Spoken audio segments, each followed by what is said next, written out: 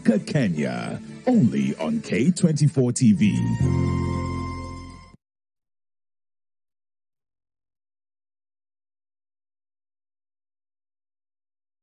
Well, we do give you a head start. Time to take a look at the People Daily and what you're waking up to. We start with the top story on the People Daily. It's about the cost of, let's take that. Remy, the cost of... Oh, of course, most definitely. Now, the top headlines on the People Daily, we're looking at the pink, strip right there. You see the title there is Gen Z's mixed signals as they throng launch on Ruto's Sun Matatus. Now, Ms. Kahiro will be highlighting that for sure. Right. And before we even get into that, the other top headlines we have is what UN relocation to Nairobi means for Kenya real estate. That's on page 17. Also on page 2, we have why some women get pregnant while on birth control. And the main story rather there, of the page is dirty cost of power. In Kenya's personality-driven politics, ideology often plays second fiddle to ethnicity and money. Cash doesn't just grease the wheels of campaign logistics. It buys visibility, influence, and even vote protection. Yeah, and that's on page 4 of the People Daily. Interesting. The man that has been pictured there is running for office and also will be joining us later on for a conversation on his ambition. And but before we get to that, right now, of course, we speak to Michael Agwanda. Thank you so much for making time this morning. Thank you for being here, Michael. Let's start with it. What the People Daily is reporting, dirty cost of power. We have a man that says, I want people to fundraise for my campaign. Yet we understand how elections in this country are actually conducted. Critics have come out to actually dismiss that particular idea of him actually calling on the people to support him when it comes to this campaign, not just by votes, but also by financial muscles. What do you make of that? Well, I like his idea, and Chief Justice Emeritus Maraga is saying something that needs to happen in this country. There are laws, and within our constitution, it is demanded that the people campaigning need to have a budget, and that need to be shared by the authority with the source of money and stuff like that. As to whether it is being implemented is another question for the day, because I don't think it's being implemented at all, other than the fact that if you are not pro-government, perhaps they will want to talk about it, but they know everybody is doing it during electioneering time, and so they will not. But I like what Maraga said, and I want to quote him. He said, the politicians steal your money, they come buy your votes, and then they go back and continue stealing your money. It's a fact. And I think that if we look at election in that perspective, then perhaps we really need to think about what is happening abroad. I'm reminded of campaigns that happen in America.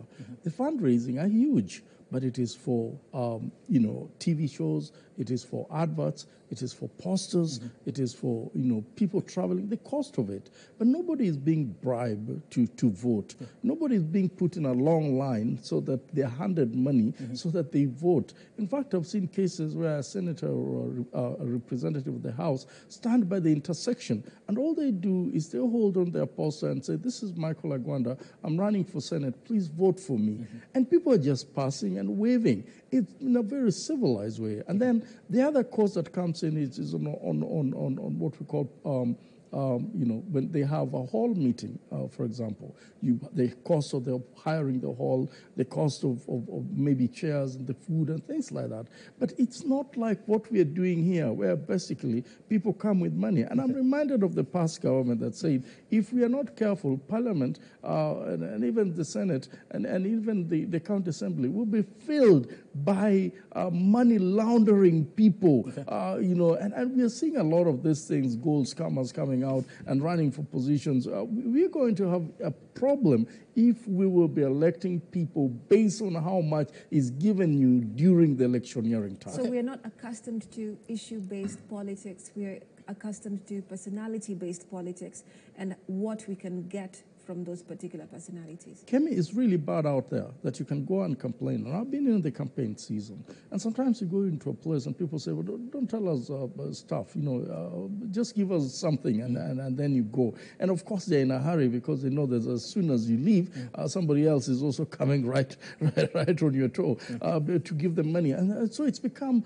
a cow, a cash cow from politicians during a campaign period. It's not about the ideology ideology, and they have no time for ideology because the time is also very short during the campaign period. And there are a lot of places you go to. I mean, some constituencies are vast and really, really big that you just want to do hit and run. And the only way you can do hit and run and for people to remember that you are here is not about ideology, because ideology is a town hall thing where you're trying to convince the electorate that this is what I believe in and this is what I want to do for you. People do manifestos, and Kenyans don't do well with manifestos. First of all, people don't read those manifestos. And secondly, no one wants to carry those manifestos in there. And it's an expensive idea when you're printing your manifesto, so that everybody have this manifesto. And again, you expect it to maybe go on social media. That is also a cost on itself. Okay. On maybe text, it's also a cost on itself. And so what Maraga is saying is a pandemic, a political pandemic in this country. And we must find a way on how we want to do it. We'll be having many elected people that will not be representing the interests of the electorates, but will be recouping, and after recouping, still more so that they can recoup again. And you know, it is very unfortunate that in this country, this is the only country where once you're elected, you think you want to serve for the rest of your life. Unfortunately, even in some constituencies where it is known that MPs are one-term constituency, you know, but you still want to think that I want to stay here for the rest of my life, you know, except, you know, the curbing of the presidential term limit. The other positions you can serve as long as you want. We've actually seen governors going for 2 terms, then later on coming back and you know, contesting as senators. Before we move to, you know, a different conversation, it's a good idea, very good, like you put it. We should get to that. We should be discussing, you know, ideologies and, you know, issues and all that instead of discussing personalities and money. But you get to during a campaign where people are running around trying to figure out how much I'm going to make in this, how many rallies do I attend so that I make as much to go back home and be able to feed and all that and things like that. So will this really work as we head to 2027 for him? Not in this government. This government, as you see, the Women Empowerment Program, it's all about money. You're seeing a lot of programs that are taking place. It's all about money. It's ditching money to women, ditching money to, I mean, there are allegations that even some of these meetings that we see, whether they're public meetings on top of the car, that they're all mobilized. And it's true that they're being mobilized. When the president is going to some places, you know, we've seen that in central Kenya, where people were demanding not just 1,000, they were now demanding 5,000 for them to attend some of those meetings. We've seen politicians mobilizing, even in funerals, for people to heckle the other, and they're using money for that reason. And I don't think that is going to happen. That is a little bit overambitious for this government, because this government is having trust issues.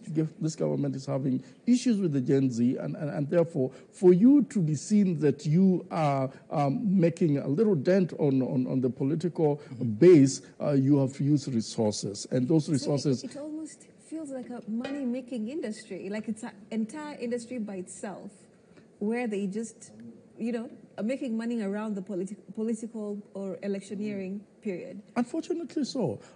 You've seen cases where, and let me tell you how come this is tricky. We have an invention of motorbike riders, or Ndudi, or whatever you call it.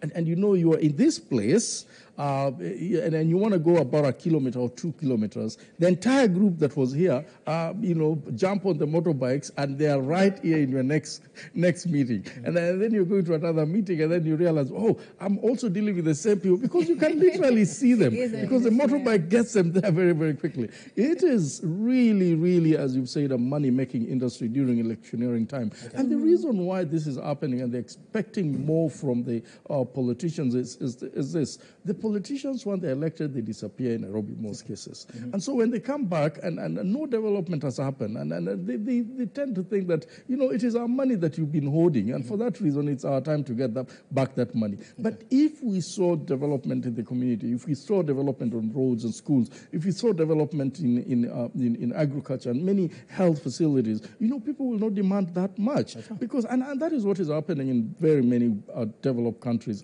where you can see that the system is working. The institutions are operating as they're supposed to. And the only thing that politicians do is they come back and say, look, we already had this going on, but this is what I lobbied for, that I brought on the ground. So there's no much expectation from them, as in the money that perhaps we are assuming that was stolen and used in Nairobi, and now we want to recoup it back. Until we get over that ideology that the politicians are stealing money, and some of them are right.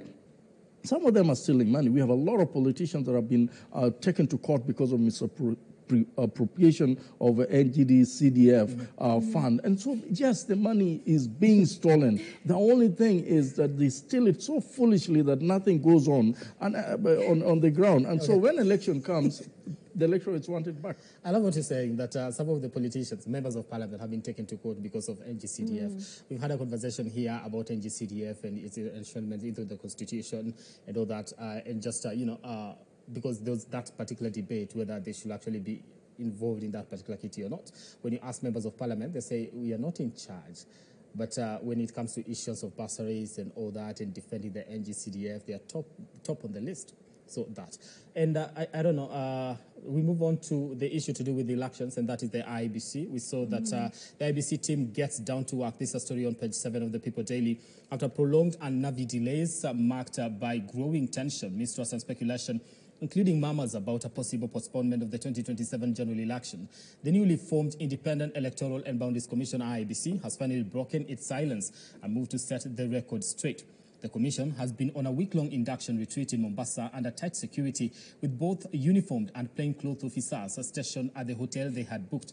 Led by Commission Chair Erastus Sethekong, the new IEBC promised to uphold the credibility, transparency, and efficiency of Kenya's electoral process despite the late start. He outlined 5 key priority areas that will guide the Commission in its initial agenda.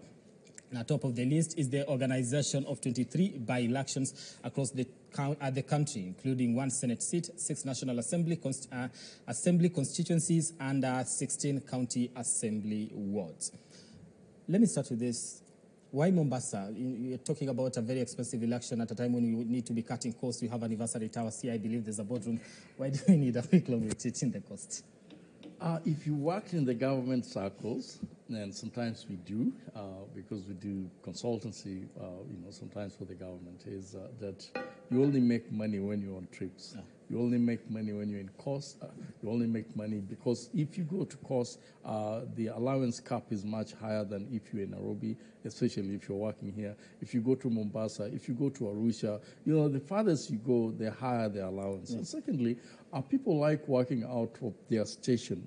In the sense that they want a place where there's no interference, maybe with staff, relatives, friends, and people walking into your office. So Mombasa normally is a safe place to go to. The only thing that I've noticed there is that under tight security. I think if we really want to have civil servants as servants of the people, remember civil servants, you're supposed to be a servant of the people. We should not really invest so much in your security. The moment you see them security tight to a place where you cannot even do a petition, to a place where you cannot even say hi to a government officer, that is how we are wedging the distance between the citizens and the civil servant and the government for that reason. And remember, this is a government that is having a deficit of trust, a little bit of a deficit of trust. Now, when you want to be far away from the people that you want to govern, for example, IBC, then people will start questioning as to whether what you're doing is for them or for the IBC itself. So is the security showing that they are a susceptible, targeted group? For that matter, or how are we supposed to articulate why they have such heavy security? I will not know why they have such security. And when you buffer yourself with the security, both uniform and plain clothes, and the place look like a no-go zone for whatever reason, then people start getting suspicious because election and the commissioners will be going to every county. And not just every county. They're talking about boundaries delineation here. They're talking about monitoring votes. I mean, you'll be going everywhere in this country, and I've seen them travel far and wide in this country. So when you start,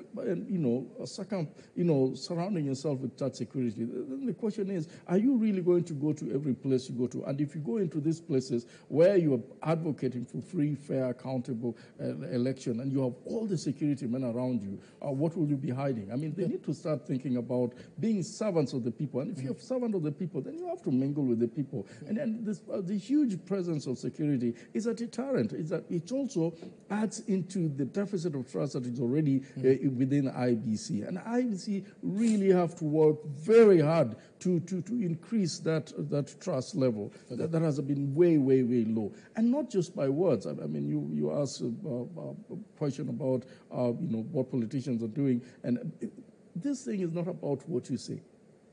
It is about what you do.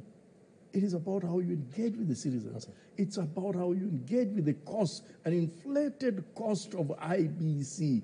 IBC is, election in Kenya is one of the most expensive elections in this country. Correct. And I've always asked the question, why do you want to print ballot papers in Dubai or in UK? Nowadays it's being done in UK. And yet every election we're crying that the election has been stolen. then why can't you just print them in the country here? Because seemingly there is no security that we're looking for in Dubai. Because when you come here, people are still complaining that the election has been stolen. So why don't you just print this thing here so that we reduce on cost? But besides that, you circulate that resources within this country. Okay. Right. Ms. Kay, from your side, what do you have on PD? On page 3 of the People Daily, we have Gen Zs send mixed signals at launch of Ruto's son Matatu in a mood. First of all, let's give it up for him. It looks really good. It's very artsy. It's giving Matatu culture for real. Lakini kumekuwa na some mixed signals. So this happened last Friday. The downtown CBD was a mood, yeah? For a moment there, you would think it was one of those must-go or one-terms revolution protests, but it was not.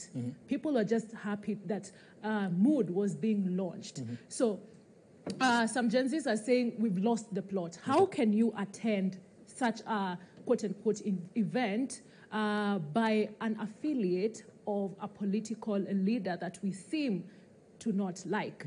So I want to ask a question to our analysts today. Is it naive for us to think that we can separate politics and such an event? First of all, my sister who asked a question, if not in a bad way, but I think she's a Gen Z. So is it that obvious? And the way she said, good, you can see she's resonating with the whole idea of mood.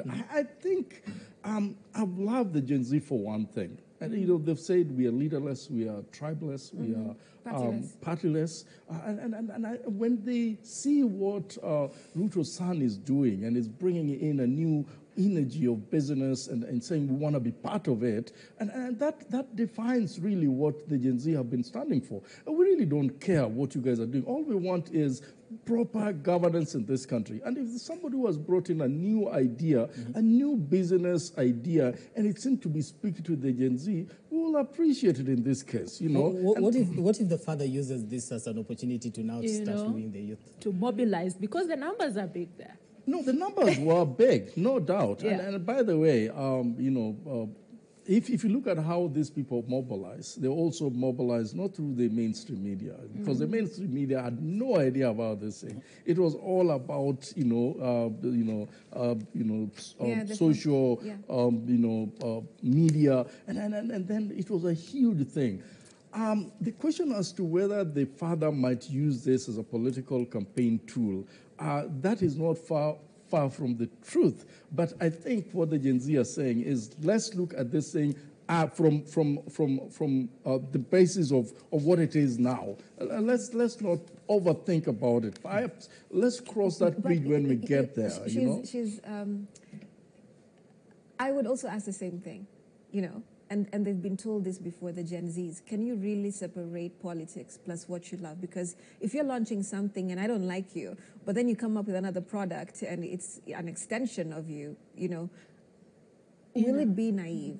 In the history of politics or political science, from how we know it. Yeah.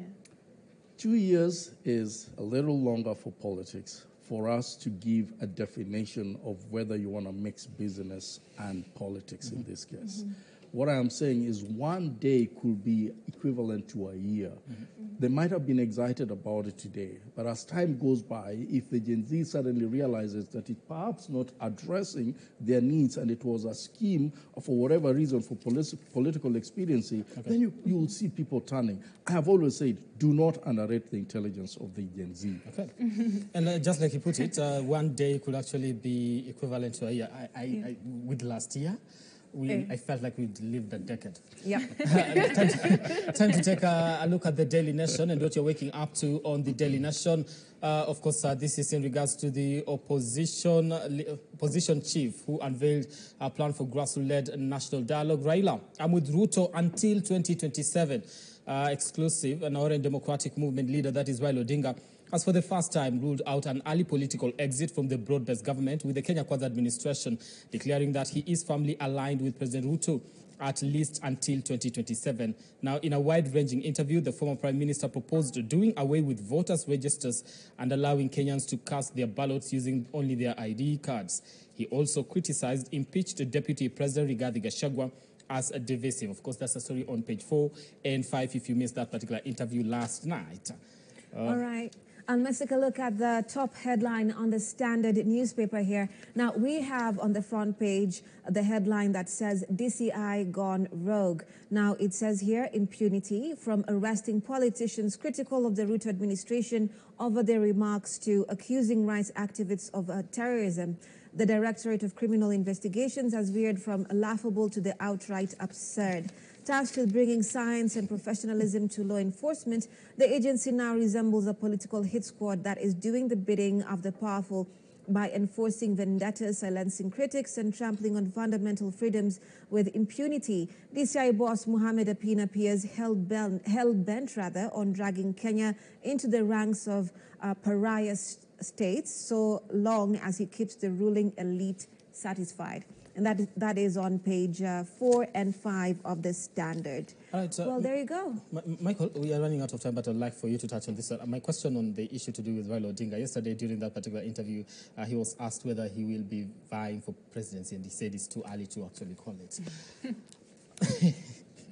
What's your take on that, whether he's going to vie or not, and this issue of until 2027, not past 2027 or until we win elections, until 2027? About 3 things I noticed in his interview. One was that he said he's stuck with Ruto, President Ruto, and the government until 2027. Mark you, he did not say after 2027. So whatever happens, and by the way, we are having an election in 2027 in August. And he has not said up to August. So 2027 could begin and something happens, okay? Right. He didn't say by August. And then secondly, he also mentioned something there, that they're continually having a discussion and dialogue. And then he said there were also a 10-point agenda that they agreed on. And they put a committee there that is monitoring of the implementation of those 10-point agenda. And he said there's a thin line. He also mentioned, the third thing he mentioned, that there's a thin line, a red line. And that means if the red line is not met, they will review this thing. So those 3 things. Raila is telling us that I am with Ruto for stability of this nation, but we also have our demands. If they're not met, it doesn't mean that we may not be able to pull out of this thing. Okay. But our plan is to stay up to 2027. All I am seeing in this is giving President Ruto an opportunity to either implement the 10-point agenda or not. And if he doesn't, that would be good reason for him to bolt out. Because that is why they put a committee that is monitoring the implementation of this agenda. Okay. Remember, he's also come up with a very, brilliant idea of intergenerational enclave discussion or dialogue. And he says, look, we can't run a country without dialogue. I agree with him on that part. So we need dialogue. People need to have a discussion. The only thing that I'm seeing, which is the task force is the other bit of it that perhaps people will be wondering, who are the people within the task force that will be running this? If the 10-point agenda was not implemented to to the latter, then what is this dialogue all about? He's saying devoid of politicians, devoid of anybody, so that it's grassroots-led, but we know how these things happen. If it has come from Raila Amolo Odinga, it's political. So whether you like it or not, whether you have political leaders represented there or not. Last but not least, I want to just say something on the DCI gone rogue, as this guy says. Well, you arrest these people, and then they go to court, and then they win these court cases. You're making them bigger for no good reason. All right. Okay. Okay, time to take a break here on Amka Kenya. Yes, we are there. Thank you so much once again. Stay with us. Of course, when we come back, it's Amka Politics. And who are we talking to? Talking to former CJ, that is David Maraga. He's a man that says he's going for the top seat in the country. We'll be hearing about that in a few. Thank you, Michael, for being here. I appreciate you.